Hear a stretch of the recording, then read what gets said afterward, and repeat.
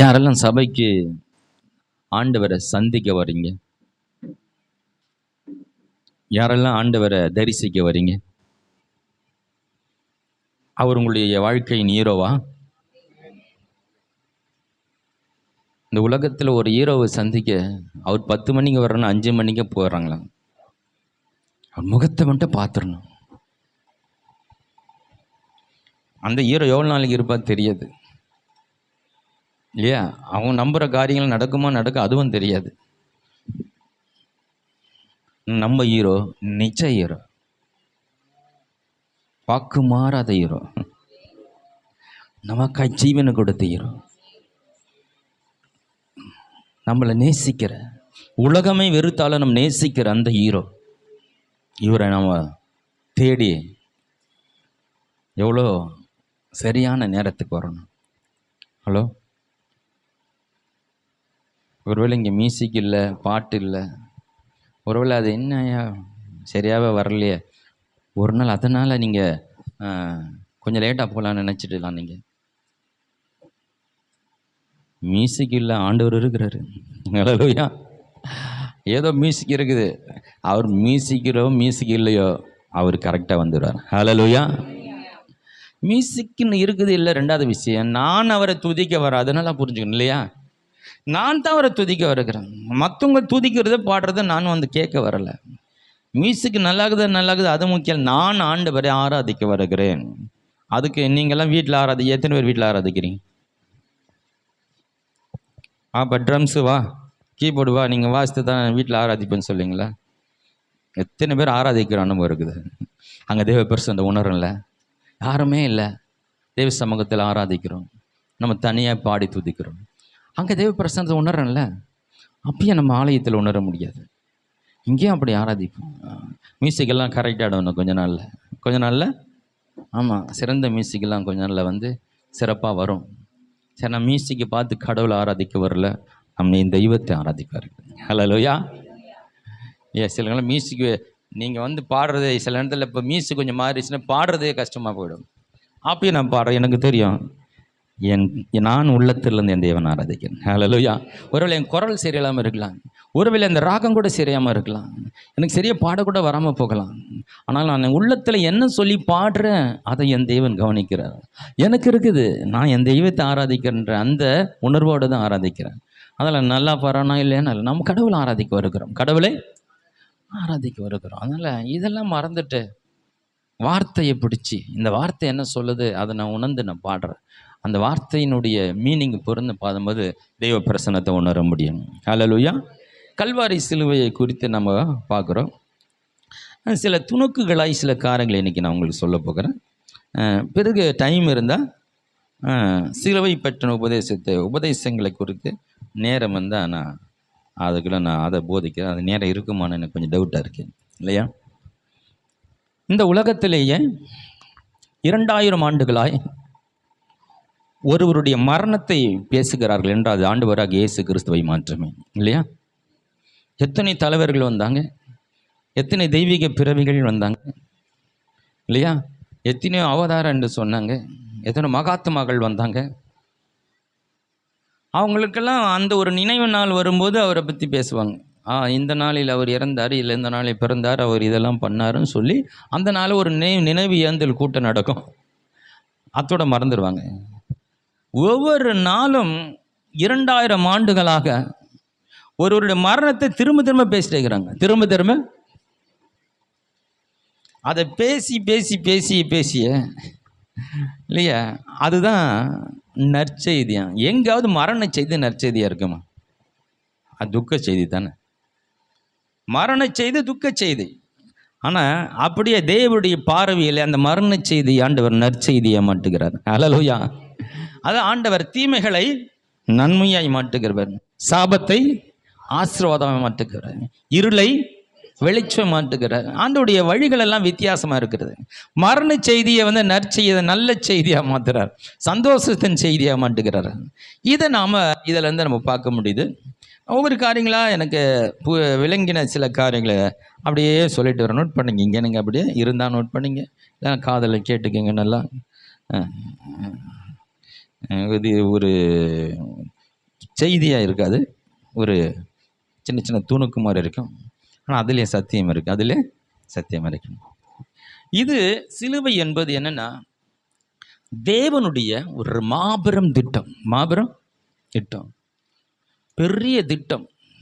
இந்த மனுக்குலத்தையே மீட்கும்படியான ஒரு மாபெரும் திட்டம் தான் சிலுவை. ஏதோ அவர் அவரை பிடிச்சி அவரை சிலுவையில் அரைஞ்சிட்டாங்க, அவர்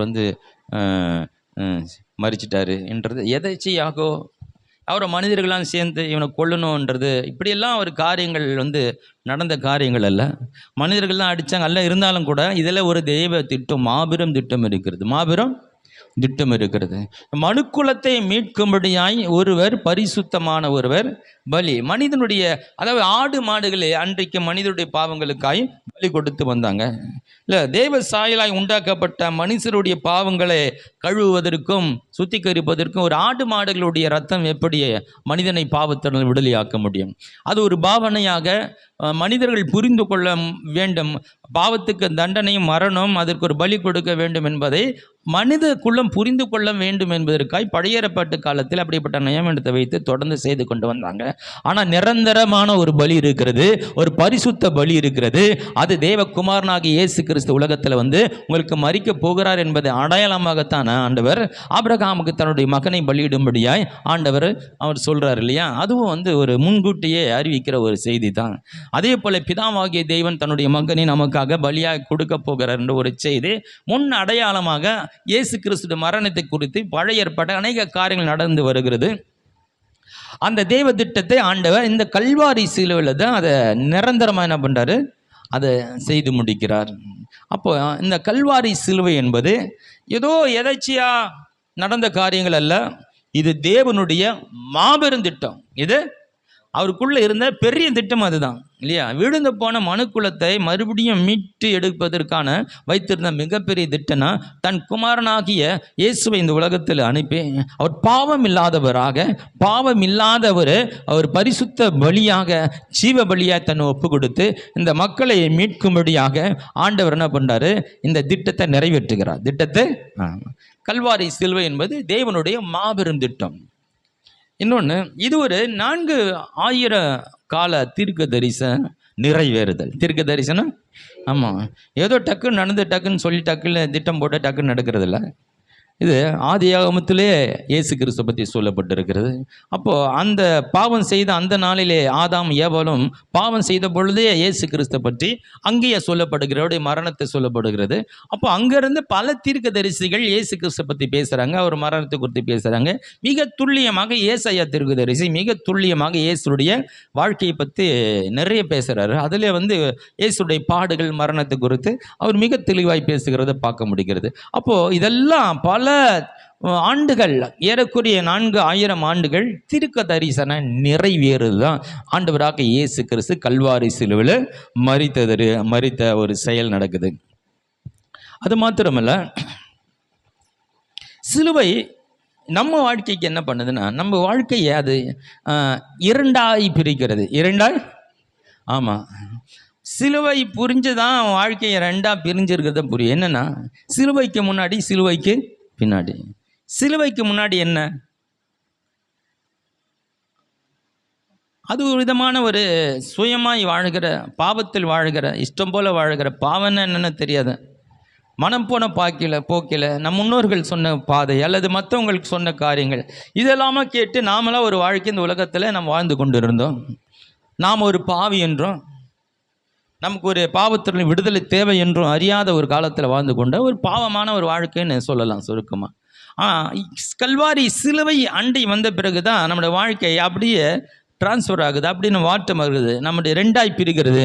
இப்போது நம்முடைய வாழ்க்கையை கல்வாரி புரிந்த பிறகு அந்த வாழ்க்கையை பரிசுத்தத்தின் பாதை, அது நீதியின் பாதை, அது உண்மையின் பாதை, அது தேவனுக்காய் வாழுகிற பாதை, நம்முடைய வாழ்க்கையை அப்படியே தலைகீழாய் மாற்றுகிற ஒரு இடம் இருக்குமானால் அது கல்வாரி சிலுவை. ஹல்லேலூயா! உங்களை மாற்றிருக்கா? நீங்கள் சிலுவைக்கு பிறகு வாழ்க்கை மாறிச்சிங்க? அப்படி மாறலைங்க. நான் முன்னாடி இருந்தது தான் அப்படி தான் இருக்கிறேன், ஆனால் சர்ச்சுக்கு கரெக்டாக வந்துடுறேன். சர்ச்சுக்கு அதே தான் பண்ணுறதான், பேசுகிறேன், அதுதான் பண்ணிட்டு இருக்கேன், அதே மாதிரி தான் நடக்கும், ஒன்றும் வித்தியாசம் தெரியல, ஆனால் சர்ச்சுக்கு கரெக்டாக வந்துடுறேன், நானும் சலம் எடுத்துட்டேங்கன்னா அந்த மாற்றம் உங்களுக்கு தெரியலன்னா உங்களுக்கு கல்வாரி சரியாக விளங்கலைன்னு அர்த்தம். கல்வாரி நீங்கள் புரிஞ்சிக்கல. ரட்சிப்புன்றது அங்கே தான் உண்டாகிறது இல்லையா? அங்கே தானே என் பாவங்கள் பரிகரித்த இடம், அங்கே தானே சாத்தானுடைய தலை நசுக்கப்பட்ட இடம், அங்கே தான் நம்முடைய எதிரி கொல்லப்பட்ட இடம். அப்போ அந்த அந்த இடத்துல வந்து அது புரியலன்னு வச்சுக்கேன். அப்போது ஒரு தெய்வமாக ஏற்றுக்கொண்டு இருக்கிற இயேசுவை, ஆமாம் எல்லாரும் ஒரு கடவுளை ஒன்றுக்கிறேன், எனக்கு இயேசு பிடிச்சிக்குதுப்பா இயேசு. ஏன்னா அவர் ஆட்டுக்குட்டிலாம் தூக்கி வச்சுன்னுக்கிறாரு, ஆட்டுக்குட்டிலாம் நிறைய பேருக்கு நல்லது பண்ணார் இல்லையா? அவர் ரொம்ப அன்பு போதித்தார். அதனால இயேசு அப்பாவை எனக்கு ரொம்ப பிடிக்கும், அதனால நான் இயேசு அப்பா கும்பிடுவேன். அந்த லிஸ்ட்டில் வந்துடுவீங்க, அந்த லிஸ்ட்டில். ஆனால் உங்கள் சொந்த வாழ்க்கையிலே நீங்கள் ஒரு ஒரு புது மனிதனாய், புது சிருஷ்டியாக உங்களால் வாழ முடியாத ஒரு தெய்வதமாக ஏற்றுக்கொண்டவர்களாக, இரட்சகராய், எனக்காய் பலியான பரிகாரியாய் நீங்கள் ஏற்றுக்கொண்டீங்கன்னா தான் அவங்க வாழ்க்கை மாறும் இல்லையா? அப்போ உண்மையாய் சிலுவை அண்டி ஒருத்தன் வரும்போது அவன் வாழ்க்கை இரண்டாய் பிரிகிறது. கிறிஸ்துவுக்கு முன் கிறிஸ்துவுக்கு பின் சரித்திரம் பெறுகிறது போல நம்முடைய வாழ்க்கையில் ஒரு சரித்திரம் பெறுகிறது. ஹல்லேலூயா இல்லையா? நமக்கெல்லாம் ஒரு பிறப்பு இருக்குல்ல. நம்ம என்ன பண்ணுவோம், சர்டிஃபிகேட்டில் ஒரு பர்த் சர்டிஃபிகேட்டில் கொடுத்துட்றாங்க, இந்த தேதியிலே இந்த வருஷத்தில் பிறந்தோம் இல்லையா? நமக்கு இன்னொரு பர்த் சர்டிஃபிகேட் இருக்கிறது. என்றைக்கு மனம் திரும்பி அந்த ஆண்டவராக இயேசு கிறிஸ்துவை சொந்த இரட்சகராக ஏற்றுக்கொண்டு, ஆண்டவர் இன்று முதல் புது மனிதனாக உமக்கு நான் வாழுகிறேன் என்று சொல்லி நீங்கள் என்னைக்கு மனம் திரும்புகிறீங்களோ, என்றைக்கு ஆவியில் பிறக்கிறீர்களோ, அன்றைக்கு நீங்கள் மறுபடியும் பிறக்கிறீர்கள். ஹல்லேலூயா! அப்போ ஒரு புது பிறப்பு உண்டாகிறது, உங்களுக்கு புது வாழ்க்கை ஆரம்பமாகிறது. எப்பொழுது கல்வாரி புரிந்து மனம் திரும்பி இந்த ஆண்டவருக்காய் உங்களுடைய வாழ்க்கையை ஒப்பு கொடுக்கும் போது ஒரு புது வாழ்க்கை ஆரம்பமாகிறது. இப்போ கல்வாரி நம்முடைய வாழ்க்கையை இரண்டாய் பிரிக்கிறது. நமக்கு இரண்டு சரித்திரம் இருக்கிறது, கல்வாரிக்கு முன்னாடி, கல்வாரிக்கு பின்னாடி.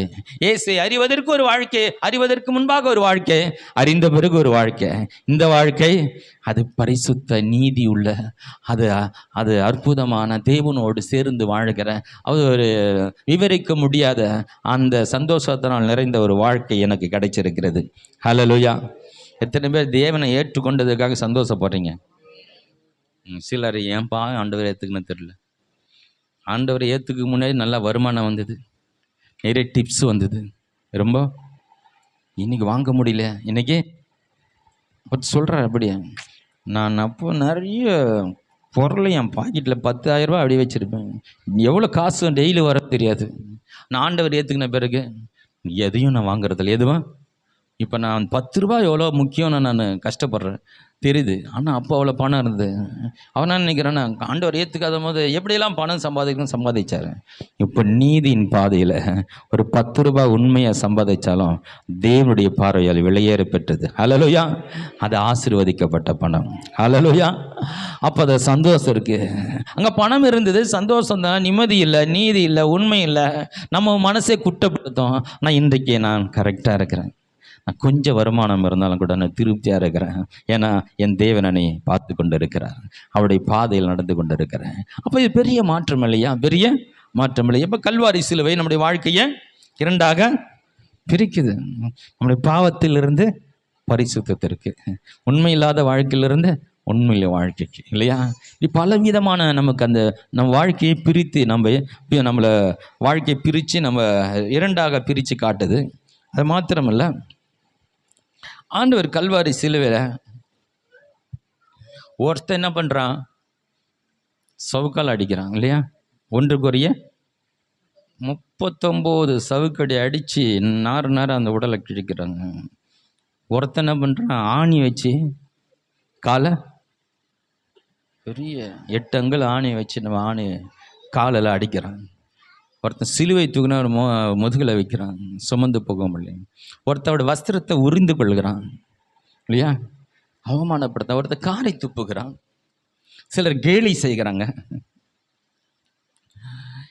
இவ்வளோத்தையும் ஒரு ஏற்றுக்கிட்டு அடிக்கிற அடி, ஆணி அடிக்கிற அடி, சவுக்கில் அடிக்கிற அடி, வஸ்திரத்தை உறிஞ்சிக்கோ, எனக்கு கேலி பண்ணுற பண்ணு, அவமானம் பண்ணுற அவமானப்படுத்து, இதெல்லாம் அப்படியே சகிச்சுக்கிட்டு ஆண்டவர் முதலாவது கல்வாரி சிலுவையில் ஒரு வார்த்தை சொல்கிறார், பிதாவே இவர்களுக்கு, அதெல்லாம் வாங்கிட்டு மன்னிப்பை ரிப்ளை பண்ணுறார். ஹலோ, குத்தினவர்கள், அவர் காயப்படுத்தினவர்கள், அவள் கேவலப்படுத்தினவர்கள், ஒருத்த ஈட்டில மார்புல கொடுத்துறான்.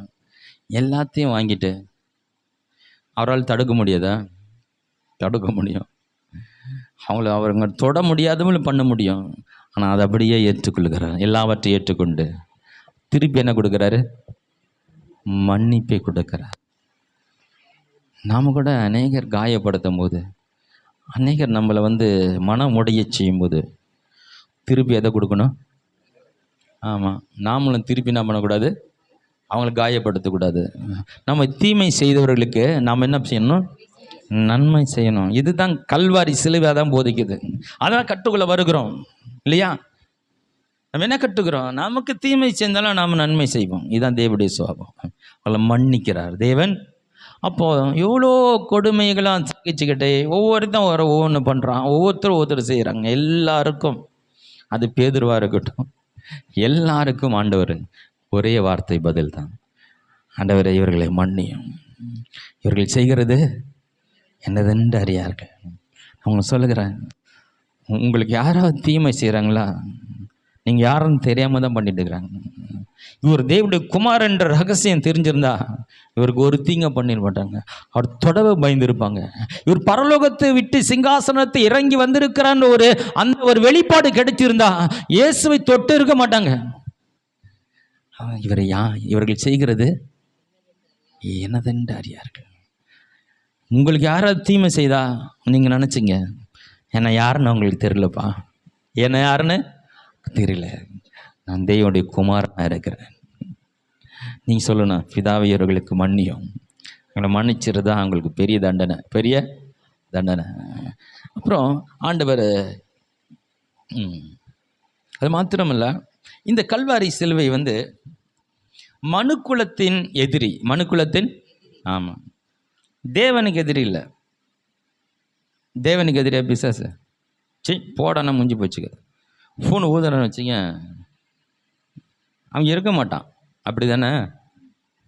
ஏன்னா அவனை படைத்தவர் அவர் தான், அக்கினியை படைத்தவர் அவர் தான், எல்லாத்தையும் படைத்தவர். ஒரு ஊதுனா அவன் இல்லாமல் போயிடுவான். அப்படி அவரால் பண்ண முடியும். அவன் ஆண்டவருக்கு பிசாசு எதிரியா? கிடையாது, எதிரியே கிடையாது. அவர் எதிரியாவே நினைக்கல. ஏன்னா பிசாசு உண்டாக்குனவர் அவர் தானே. தெய்வ தூதனாக இருந்தால் இன்றைக்கி பிசாசு ஆகிட்டான். அதனால் அவனை அழிக்கிறது பெரிய மேட்ரு இல்லை. அவன் ஒரு எதிரி கிடையாது. ஆண்டவருக்கு சமபலத்தில் தான் எதிரி. அவன் எங்கே சமபலன்? அவனு தோற்று போனவன், அவன் விழுந்து போனவன், தள்ளப்பட்டவன். அவன் எங்கே? அது உக்காஞ்சி சேர்லேருந்து தள்ளி விட்டா கீழே வந்துட்டான், முடிஞ்சு போச்சு. அதுலேயே அவனால் உட்கார முடியல. அப்புறம் என்ன தான் அவன் எனக்கு ஒன்றும் இல்லை இல்லையா? அப்போ அவன் ஒன்றுமே கிடையாது. எதிரிகள் யார்? மனுக்குலத்துக்கு எதிரி. மனுக்குலத்துக்கு. ஆமாம், அவர் ஒன்றும் பண்ண முடியல. ஆனால் அவருடைய சாயலாய் சிருஷ்டித்த மனிதனை எப்படியாவது சீரழிக்கணும், கெடுக்கணும். தனக்காக உண்டாக்கப்பட்ட நரகத்தில் இந்த மனுக்குலத்தை தள்ளிடணும். அதான் மாபெரும் திட்டம். இப்போ மனுக்குலத்தின் எதிரி அவனுடைய பாவத்தை கொண்டு மனிதனுக்குள்ளே செலுத்தி அவனை பாவம் செய்ய வச்சு அந்த சந்ததியை பாவ சந்ததியை மாற்றி இவங்களை எப்படியாவது நரகத்தில் தள்ளணும். ஒரு மாபெரும் மனுக்குலத்தின் எதிரி வீழ்த்தப்பட்ட ஒரு இடம் இருக்குமானால் அது கல்வாரி சிலுவை. கல்வாரி சிலுவை. ஆமாம், கல்வாரி சிலுவையை ஞாபகப்படுத்துகிறது பிசாசனுடைய தலை நசுக்கப்பட்ட இடம். அவனுடைய கொஞ்சம் நஞ்ச இருக்க வல்லமெல்லாம் உறிந்து கொள்ளப்பட்ட இடம். ஏமாற்றி, அதாவது ஆதாமிடத்தில் அந்த அதிகாரத்தை ஏமாற்றி அவன் வாங்கி கொண்ட அந்த அதிகாரத்தை கல்வாரி சிலுவையின் மூலமாக தான் ஆண்டவர் அதை மீட்டு உன் கையிலும் என் கையிலும் கொடுத்துருக்கிறார். ஹல்லேலூயா. அப்போ கல்வாரி சிலுவை என்பது நம்முடைய எதிரி, மனுக்குலத்தின் எதிரி வீழ்த்தப்பட்ட ஒரு இடம்தான் கல்வாரி சிலுவை. அது மாத்திரமல்ல, இன்னொரு ரகசியத்தை நான் சொல்கிறேன். இயேசு கல்வாரி சிலுவையை சுமந்தார்னு நம்ம சொல்கிறோம் இல்லையா? சிலுவையை. ஆமாம், அவர் கிட்டத்தட்ட ஒரு 2 மைல் தூரம் அவர் சுமந்ததாக சொல்கிறாங்க. அந்த கட்டையினுடைய அளவு கிட்டத்தட்ட அந்த வெயிட் நீளம் ஒரு 15 அடி, அதோடைய வெயிட் கிட்டத்தட்ட 150 அடின்னு அப்படின்னு ஒரு கணக்கீடு சொல்கிறாங்க. சரி, அது எப்படி நான் இருக்கட்டும். ஆனால் ஹல்லேலூயா. இப்போ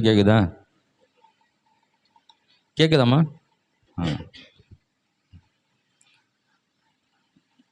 அப்போது இந்த சிலுவையை சுமந்து கொண்டு ஒரு கிட்டத்தட்ட ஒரு 2 மைல் தூரம் நடந்ததாக சொல்கிறாங்க. ஏற்கனவே ஒரு அடிச்சு நொறுக்கிட்டாங்க இல்லையா? ராத்திரி முழுவதும் ஒரு தண்ணி கூட கொடுக்கல. அவர் இப்படிப்பட்ட ஒரு எதுவுமே கொடுக்காம அவரை அடித்து நொறுக்கி காயப்படுத்திட்டு அதுக்கப்புறம் சிலுவையை என்ன பண்ணுறாங்க, சுமந்துட்டு போக சொல்கிறாங்க. அவரோட பலவீனத்தில் அவர் சுமந்து போகிறார். இயேசு சிலுவையே சுமந்தார். அதனுடைய ரகசியம் என்னென்னா, இன்றைக்கு நாம் ஆசீர்வாதத்தை சுமக்கும்படியாய் அன்றைக்கு அவர் சிலுவையை சுமந்தார். ஹல்லேலூயா. அவர் சிலுவையை சுமந்ததுனால தான் நாம் ஆசீர்வாதங்களை சுமந்து கொண்டு இருக்கிறோம். அவர் சிலுவையை சுமந்ததுனால தான் நாம் என்ன பண்ணுறோம், சந்தோஷத்தை, சமாதானத்தை, நிம்மதியை, சுகத்தை, விடுதலை இதெல்லாம் நம்ம சுமந்து கொண்டு இருக்கிறோம். ஹல்லேலூயா. இப்போ கல்வாரி சிலுவையில் இயேசு கல்வாரி சிலுவையை சுமந்தார். அதனால் நம்மித்தம் ஆசீர்வாதத்தை சுமந்து கொண்டு இருக்கிறோம், ஆசீர்வாதத்தை சுமந்து கொண்டு இருக்கோம். அப்போ கல்வாரி சிலுவை எதை காட்டுகிறது? இயேசு கல்வாரி சுமந்தார், நாம் ஆசீர்வாதத்தை சுமக்க முடியாது. இந்த கல்வாரி சிலுவையின் மூலமாக தான் நான் ஆசீர்வதிக்கப்பட்டவன். ஹல்லேலூயா.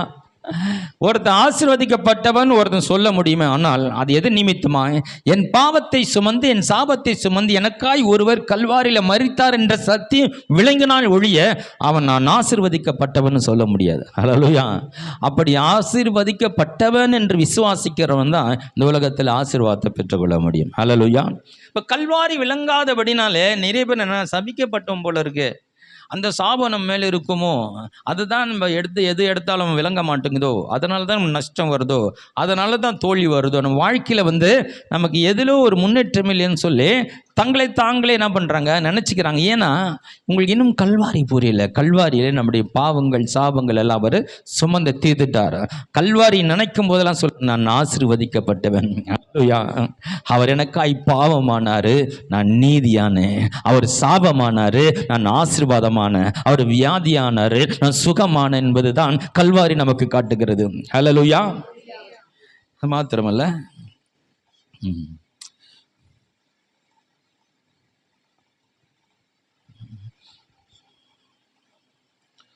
கல்வாரி மூலமா என் பாவங்கள் மன்னிக்கப்பட்டு இருக்கிறது. பாவங்கள், அந்த ஒரு உணர்வு எங்கே பெற்றுக்கொள்கிறோன்னு கல்வாரியில் தான் பெற்றுக்கிறோம். நான் பாவங்கள், என் பாவத்தை எல்லாம் மன்னித்தார் என்பதை இந்த கல்வாரி தான் நமக்கு வெளிப்படுத்துகிறது. இதனால் என்னென்னா, நான் முன்னாடி செய்தல ஆண்டவரை ஏற்றுக்கொள்வதற்கு முன்பாக பலவிதமான பாவங்கள் செய்திருப்போம். சில காரியங்கள் நம்மையை வேதனைப்படுத்தும். ஐயோ, என்னால் இந்த செஞ்ச தவறை இப்போ நினைச்சா கூட என்னையே என்னால் மன்னிக்க முடியல அப்படின்னு பல காரியங்களெல்லாம் மனுஷனுக்கு இருக்கும். அப்போது அந்த பாவங்கள் நம்ம என்ன பண்ணுறோம், அதை வச்சு பிசாசு என்ன பண்ண குற்றப்படுதான். பத்தியா, என்ன மாதிரி பாவத்தை செஞ்சோம். அப்போ ஏற்கனவே செஞ்ச பல பாவங்கள், கொடூரமான பாவங்கள் அது காட்டி பிசாசு குற்றப்படுத்தும்.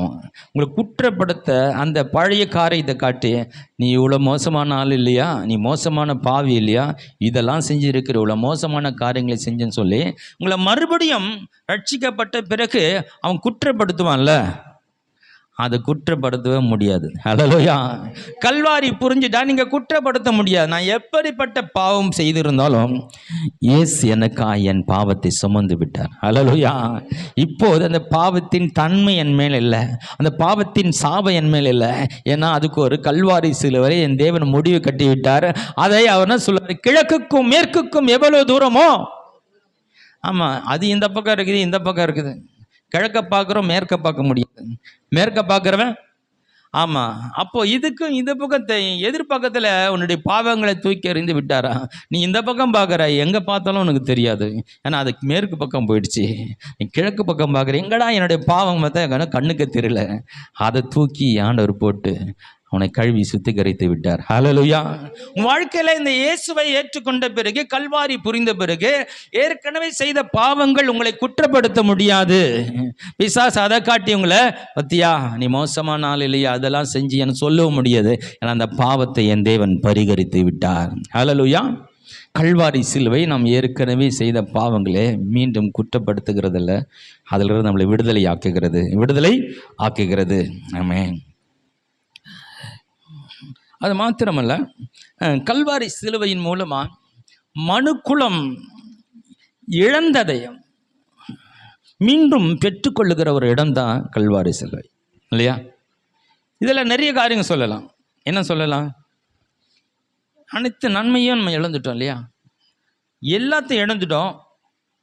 அதெல்லாம் ஆண்டவர் மறுபடியும் கல்வாரி சிலுவை மீட்டு தரும். இதில் மிக முக்கியமானது என்ன தெரியுமா? தேவனுடைய உறவு. தேவனுடைய நம்ம ஆசீர்வாதம்லாம் அவரை வச்சுங்க, அதெல்லாம் பெரிய விஷயம் இல்லை. அதெல்லாம் ஆமாம், அதெல்லாம் நம்ம இழந்துட்டோம். எத்தனையோ காரியங்களை பிசாசு நம்மளை பாவத்தில் தள்ளி இழக்க வச்சா அதெல்லாம் இழப்பு தான். ஆனால் மிக முக்கியமான ஒரு இழப்பு என்ன தெரியுமா? அந்த தேவாதி தேவனோடு உறவு கொள்ளுகிற அந்த உறவை பாவத்தின் நிமித்தமாய் மனிதன் இழந்து விட்டான். இந்த கல்வாரி சிலுவையின் மூலமாய் அந்த இழந்து போன அந்த உறவை இந்த கல்வாரி சிலுவை நம்மை மீட்டு கொடுக்கிறது. மீண்டுமாய் நாம் இந்த தெய்வனிடத்தில் போய் சேரும்படியாய் திரைச்சிலை இரண்டாய் கிளந்து இந்த மகா பரிசுத்த ஸ்தலத்துக்குள் பிரவேசிக்க முடியாய் எப்படிப்பட்ட பாவியா இருந்தாலும் இயேசு கிறிஸ்துவின் ரத்தத்தை எடுத்துக்கொண்டு பிதாவே உம்முடைய சந்நிதியிலே வருகிற என்று சொல்லும்போது அவனுக்கு வாசல் திறக்கப்படும். ஹல்லேலூயா. அவன் மகா பரிசுத்த ஸ்தலத்துக்கு போய் தேவனோடு பேச முடியும். தேவனோடு நிற்கும் ஒரு தகுதி, அவரோடு பேசும் தகுதி, இழந்து போன அந்த உறவு ஆண்டவர் கல்வாரியின் மூலமாய் நமக்கு மீட்டு கொடுத்திருக்கிறார். ஹல்லேலூயா. கல்வாரி புரியாதவங்க தேவ பிரசனத்தை உணர முடியாது. ஜெபம் பண்ணுவாங்க, பிரசனத்தை உணராமல் ஜெபம் பண்ணிட்டு போயிடுவாங்க இல்லையா? ஒரு லிஸ்ட்டு வச்சுன்னு ஜெபம் பண்ணிட்டு போயிடுவாங்க இல்லையா? நிறைய பேர் லிஸ்ட்டு வச்சு தான் பண்ணிட்டு இருக்கணும் இல்லையா? பிரசனத்தை உணர்றதில்லை. காலையில் சோதரம் சோதர ஆண்டவரே, அப்புறம் என்ன சொல்கிறது? 10,000 கடன் இருக்குது ஆண்டவரே, அது கடனை சீக்கிரம் கொடுக்கணும். எங்கள் வீட்டுக்காரருக்கு நல்ல வேலை கிடைக்கணும், என் பொண்ணு நல்லா படிக்கணும், கல்யாணம் ஆகணும், குழந்தை பிறக்கணும், சொந்த வீடு வேணும், ஒரு பைக் ஒன்று வாங்கினாண்டவரே, பைக்கு கச்சோன்னு கார் ஒன்று வாங்கினாண்டவரே. அப்படியே எனக்கு இங்கிலீஷ் ஐடியா போயின்னு இருக்குது. நம்முடைய விண்ணப்பங்கள் டெய்லி ஒன்று ஒன்றா கேட்டு கேட்டு வாங்கிக்கிறது தான் நம்முடைய ஜெபம் இல்லை, உறவு அவரோட கலந்து விடுகிறது, அப்படியே நெருங்கி பேசுவது. ஆண்டவரே, உமக்காக தான் நான் இருக்கிறேன் ஆண்டவரே, என்ன செய்ய நீங்கள் சித்தமாக இருக்கீங்க ஆண்டவரே? எவ்வளோ ஜனங்கள் நம்ம அறியாமல் இருக்காங்க, என்னை கொண்டு எதனா நீங்கள் செய்யுங்கப்பா. எனக்கு ஒன்றும் ஞானம் பத்தலை, எனக்கு ஒன்றும் அறிவு பத்தலை, இன்னும் தாங்கப்பா, என்னை எடுத்து நீங்கள் பயன்படுத்துங்கப்பா, நான் முழுசாக நமக்கு தரேன்ப்பா. இப்படி பேசணும் அவரோட. அதான் உறவு இல்லையா? அது ஒன்று, இது ஒன்று, அது ஒன்று, அதெல்லாம் கேளுங்க, ஓகே, அதெல்லாம் அப்புறம், அதெல்லாம் நமக்கு தேவையானதெல்லாம் ஆண்டவர் கொடுக்குறது பெரிய மேட்டரே கிடையாது. உறவு முக்கியம். சொல்லுங்கள், உறவு முக்கியம். கல்வாரி நமக்கு எழுந்து போன மனித குலத்தினுடைய தேவனுக்கான உறவையை மீட்டு கொடுத்திருக்கிறது. உறவு ஆனால் கல்வாரி சிலுவை மீட்டு கொடுத்திருக்கிறது. அது மாத்திரமல்ல, கல்வாரி சிலுவையில் அந்த கடைசியாக ஆண்டு சொல்ல தன் தலையை சாய்த்து என்ன பண்ணார்?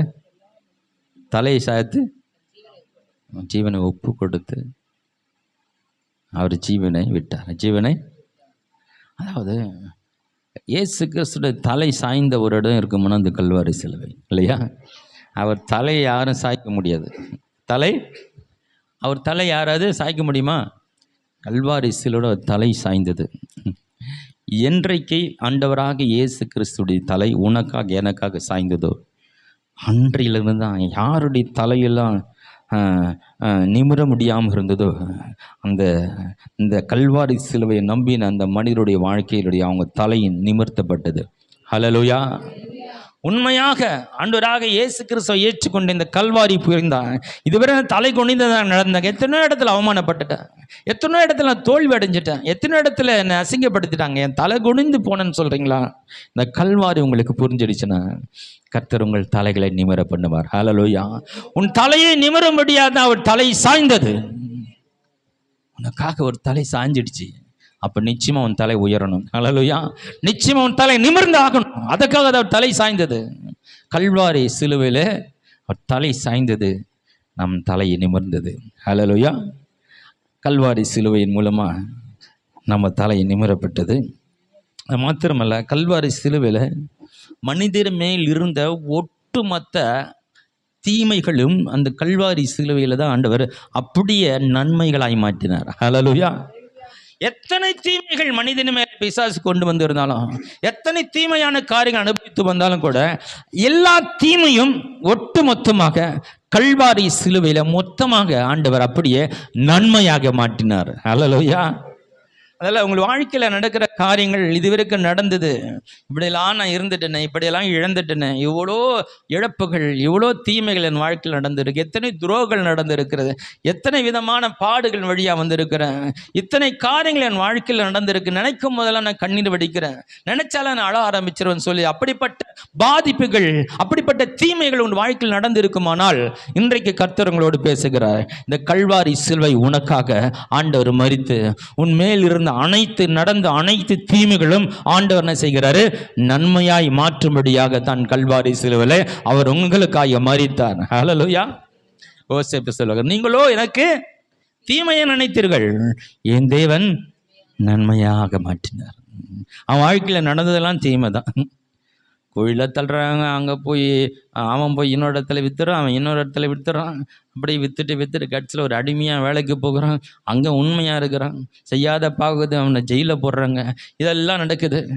தரிசனத்தை சொல்லி என்ன பண்ணுறான்? விளக்கம் கொடுக்குறான், அவனை மறந்து போயிடுறான். இவ்வளவும் நடந்தது. ஆண்டவர் அவன் வாழ்க்கையில் நடந்த அனைத்து தீமைகளும் சொந்த சகோதரர்கள் அவனை கொல்லும்படியாக முயற்சி செய்கிறாங்க. இதெல்லாவற்றிலும் ஆண்டவர் கூட இருந்து அந்த தீமைகள் எல்லாம் ஆண்டவர் நன்மையாய் மாற்றினார். ஹல்லேலூயா. உங்களோடு ஒருத்தர் இருக்கிறார்.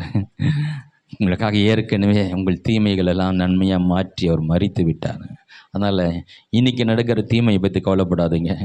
எல்லாவற்றையும் தேவன் நன்மையாய் மாற்றுவார். எல்லாவற்றையும் நன்மையாக மாற்றுவார். அது மாத்திரமல்ல,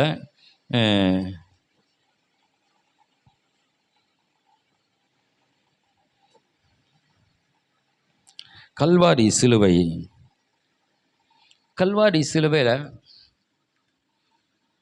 ரெண்டும் இணையிற ஒரு விஷயம் இருக்குது. என்னென்னா, கல்வாரி சிலுவையில் தேவன் தன்னுடைய குமாரனை பாவத்தை அவர் மேல் சுமத்தி தண்டனை கொடுக்குறார் இல்லையா?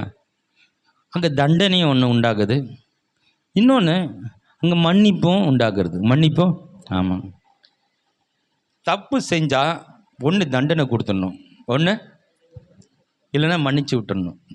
அப்படி தானே? தண்டனை கொடுத்துட்டு மன்னிச்சு விட்டுறனா எப்படி? அது பொருந்துமா? தண்டனை கொடுத்தம்பா, மன்னிச்சுட்டு தண்டனை கொடுத்துரு, அப்படியே தானே இருக்கா? மன்னிச்சிடுன்னா தண்டிக்கக்கூடாது இல்லையா? தண்டனை கொடுத்தா மன்னிப்புக்கு வேல்யூவே இல்லை இல்லையா? தண்டனை கொடுத்தா மன்னிப்புக்கு வேல்யூ இருக்குது, மன்னிப்பிச்சுட்டா தண்டனை கொடுக்கக்கூடாது. அந்த இரண்டுமே இந்த கல்வாரி சிலுவையில் பார்க்க முடியுது இல்லையா? எப்படி? மனிதன் பாவம் செய்தான், அவனுக்கு தண்டனை கொடுக்கணும் இல்லையா? இது நீதி, தேவனுடைய நீதி. அவன் அந்த தண்டனையை தூக்கின போய் தன்னோட குமாரன் மேலே வைக்கிறாரு. அந்த பாவத்தையெல்லாம் தூக்கின போய் அவன் மேலே வச்சு தண்டனை அங்கே கொடுக்குறாரு. தப்பு செஞ்ச நமக்கு மன்னிப்பை கொடுக்குறாரு. மன்னிப்பை. அப்போ அவர் நீதி உள்ள தேவன், அவர் மன்னிக்க தயபெறுத்தவர், மன்னிப்பும் கொடுக்கணும். நீதியை தவறு விட்டு இல்லையா? நீதினா நியாயாதிபதி என்ன பண்ணணும்? தண்டனை கொடுக்கணும். இந்த குற்றத்துக்கு இந்த தண்டனை இருக்கா இல்லையா? பாவத்தின் சம்பளம் மரணம்னு சட்டம், தேவனுடைய சட்டம். ஒரு சட்டத்துக்கு இந்த பாவத்தை செய்தால் தண்டனை கொடுக்கணும்.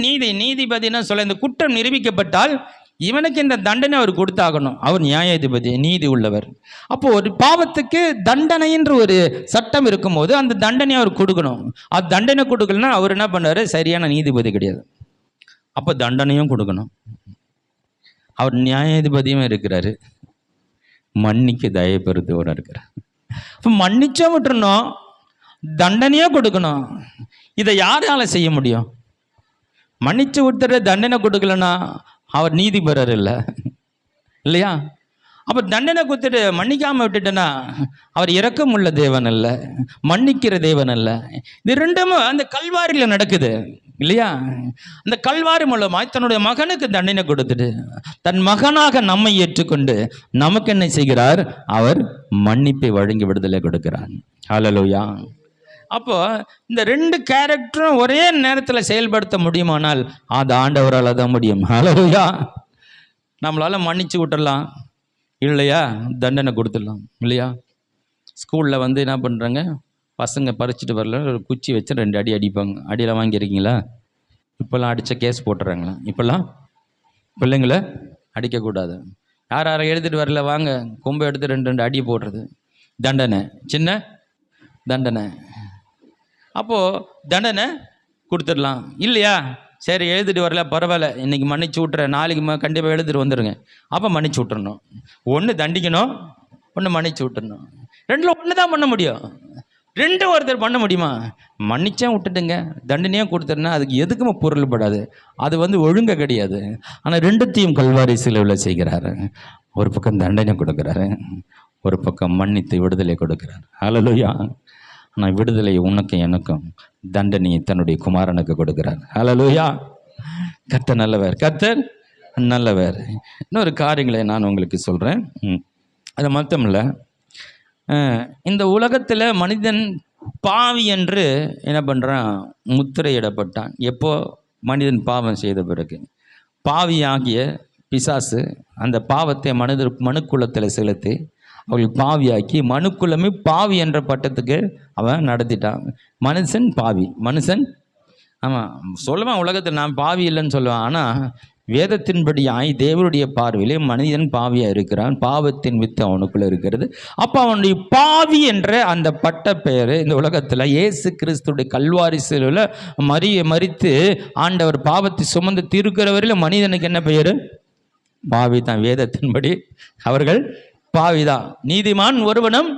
அப்போ அதுவரையிலும் ஒருத்தர் நீதிமான் சொல்றதுக்கு தகுதியற்றவனாக இருந்தான். இந்த கல்வாரி சிலுவை தான் நமக்கு நீதிமான் என்ற ஒரு பட்டத்தை கொடுத்திருக்கிறது. ஹல்லேலூயா. இப்போ சொல்ல முடியும், எனக்கா என் தேவன் கல்வாரியில் மரித்தபடினால நான் நீதிமான். ஹல்லேலூயா. உங்களால் நீதிமான்னு சொல்ல முடியும். ஏன்னா கல்வாரி சிலுவை குறித்த சத்தியம் விளங்கியிருந்தால் நான் நீதிமான்னு சொல்ல முடியும். ஹல்லேலூயா. இப்போ நீதிமான் என்று நம்ம சொல்ல முடியும். நீதிமான் என்றதை நம்ம விளங்கி கொண்டா நீதிமானாய் வாழ முடியும். நீதிமானாய். ஆமாம், இது புரியாமல் தான் அநேகருக்கு நீதிமானவாது ரொம்ப கஷ்டமாக இருக்குது. ஏன்னா தன்னை முதல் நீதிமான நம்பலாம். ஏன்னா அவங்க இன்னும் அந்த குற்றத்தை உணர்ந்து குற்றத்தை இன்னும் அந்த பாவத்து மன்னிக்கப்பட்டதுன்ற மனநிலைக்கு வரல. கல்வாரி அவங்களுக்கு புரியல. கல்வாரிலே எல்லாவதும் மன்னிச்சிட்டான்ற விளங்காதபடினால இன்னும் கூட அவன் என்ன பண்ணுறாங்க? தங்களை பாவி என்று நினைத்துக்கிண்டு தினமும் என்ன பண்ணுறாங்க? தினமும் பாவ அறிக்கை. ஆண்டவரே, நான் செய்த பாவங்களை இன்னைக்கு ஏதாவது செஞ்சுருந்தேன், என்ன மன்னிச்சிடுங்க. சொல்ல நான் நீதிமானாக்கும்படியாய் கல்வாரி சிலுவையில் 2000 ஆண்டுகளுக்கு முன்பாக நான் மறிச்சிட்டேன்ப்பா, நான் உன்னை நீதிமான் ஆக்கிட்டேன்ப்பா, நான் சொல்கிறத நம்புப்பா, என் கல்வாரியை புரிஞ்சுக்கப்பா, உனக்காக தான் மறித்தேன்ப்பா, நீ நீதிமானப்பா அவர் சொல்லிட்டு இருக்கிறாரு. இவங்க சொல்ல, ஆண்டவரே என் பாவத்தை மன்னியப்பா, ஆண்டவரே என்னுடைய தவறுகளை மீறுதலை மன்னியப்பா. அப்படி இவங்க தினந்தோறும் என்ன பண்ணுறாங்க? அதையே நினச்சி மன்னிப்பு கேட்டுக்கிட்டு இருக்காங்க. அப்படின்னா கல்வாரி புரியலை. கல்வாரி உன்னை என்ன நீதிமானை மாற்றிருக்கிறது. பக்கத்தில் பார்த்து சொல்லுங்க, நீங்கள் நீதிமான். பக்கத்தில் இருக்கிறவங்களை சொல்லுங்கன்னு சொன்னேன், நீங்கள் நீதிமான். கல்வாரி சொல்லுது, நீங்கள் நீதிமான், நீங்கள் நீதிமான். இந்த உலகம் ஒருத்தர் நீதிமான்னு சொல்லாது. ஏன்னா அவன் குற்றத்தை அவனுக்கு தெரியும். தன்னையும் நீதிமான்னு சொல்ல முடியாது. அடுத்தவன் நீதிமான்னு சொல்கிறது. தானே நீதிமான் சொல்ல முடியல, அவன் அடுத்தவன் நல்லவன் சொல்கிறதுக்கு கஷ்டமாக இருக்குது. இதுதான் உலகம். ஆனால் பாவிகளாக இருக்கையில் நமக்காய் மரித்து இந்த பாவத்தை அவர் சுமந்து ஏற்றுக்கொண்டு நம்மை நீதிமானாய் மாற்றியிருக்கிறார். தேவன் சொல்கிறார், நீங்கள் நீதிமான். ஹல்லேலூயா. யார் நம்ம குற்றப்படுத்தணுமோ அவர் தான் நம்ம பார்த்து நீதிமான்னு சொல்கிறாரு. அவர் ஒருத்தர் தான் நம்ம குற்றப்படுத்த முடியும். அவர் தான் பாவம் இல்லாதவர், இந்த உலகத்தில் வாழ்ந்தவர். பாவத்துடைய அந்த ஒரு சாயலே இல்லாமல், பாவத்துடைய தன்மையே இல்லாமல், பாவன்றது அவருக்கு ஒத்தவர், அது பாவத்தை அவருக்கு சம்மந்தம் இல்லாதவராக இந்த உலகத்தில் பரிசுத்தமாய் வாழ்ந்த இயேசு மாத்திரமே இந்த உலகத்தில் ஒருத்தரை பாவியன்னு சொல்ல முடியும், நீதிமான்னு சொல்ல முடியும். அவரே நம்மளை நீதிமான்னு சொல்லுகிறார். அவரே நம்மை நீதிமான் என்று சொல்லுகிறார். அது மாத்திரம் இல்லை, கடைசியாக ஒரு காரியத்தை நான் சொல்லி முடிக்கிறேன். ஆனால் அந்த செய்தி எடுத்தால் அதுக்கான நேரம் போதாது. அதனால் இதை மட்டும் உங்களுக்கு சொல்ல போகிறேன். இயேசு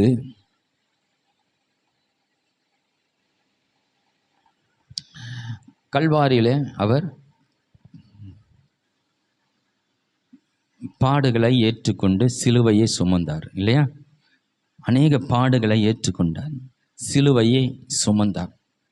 இது ஒரு பார்க்குறதுக்கு ரொம்ப கொடூரமாகவும் மனிதனை ஏற்றுக்கொள்ள முடியாத ஒரு காரியம். இப்படி ஒரு தண்டனை வேண்டுமா?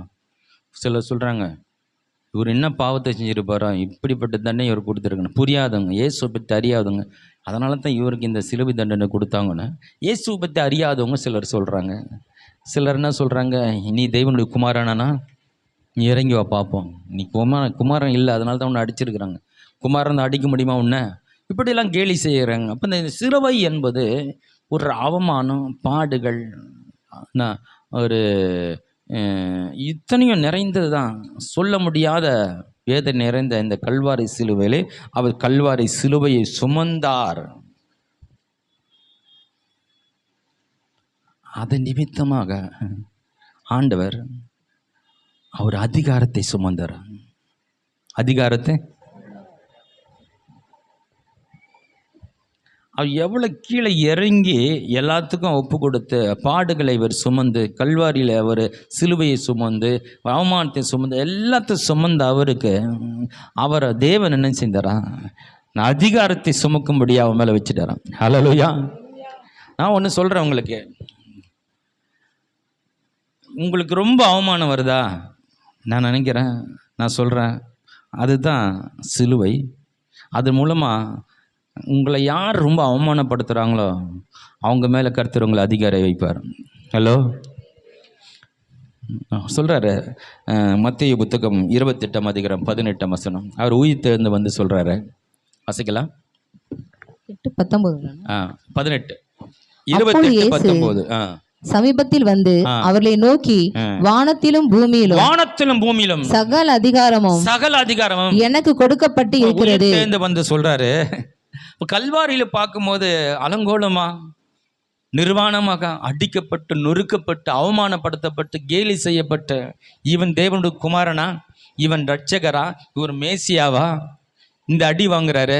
அப்படி நீ கேவலப்படுத்தப்பட்டு அவமானப்படுத்தப்பட்ட இயேசு உயிர்த்தெழுந்து வந்து சொல்றாரு, சகல அதிகாரமும் எனக்கு கொடுக்கப்பட்டு இருக்கிறது. எவ்வளவு அவமானப்படுறீங்களோ, எவ்வளவு உங்களை நொறுக்குறாங்களோ, எவ்வளவு உங்களை ஒருத்தர் கஷ்டம் கொடுத்துறாங்களோ, அவங்க மேல கர்த்தர் உங்களுக்கு அதிகாரத்தை கொடுப்பார். ஹல்லேலூயா. நீங்க அவங்களுக்கு அதிகாரியா இருப்பீங்க. ஹலோ, கல்வாரியை படிக்கும்போது எத்தனை ரகசியங்கள் வெளிப்படுது பாருங்க. இது புரிஞ்சுட்டா அதை பார்த்து அழுதுருங்க. இன்னும் நம்மளை ரொம்ப தொல்லை பண்ணுறாங்களே, ரொம்ப கஷ்டம் கொடுக்குறாங்களே, ரொம்ப நம்மளை மனசை உடைக்கிறாங்க, ரொம்ப அவமானப்படுத்துகிறாங்களே, ரொம்ப நம்மளை வந்து உடைக்கிறாங்க மனசை, இவங்க பேசுகிற வார்த்தைகள் ரொம்ப நம்மளை கஷ்டப்படுத்துகிற மாதிரி இருக்குன்னு கவலைப்படாதீங்க. நீங்கள் அவர்கள் மேல் அதிகாரம் செலுத்துவீர்கள். ஹல்லேலூயா.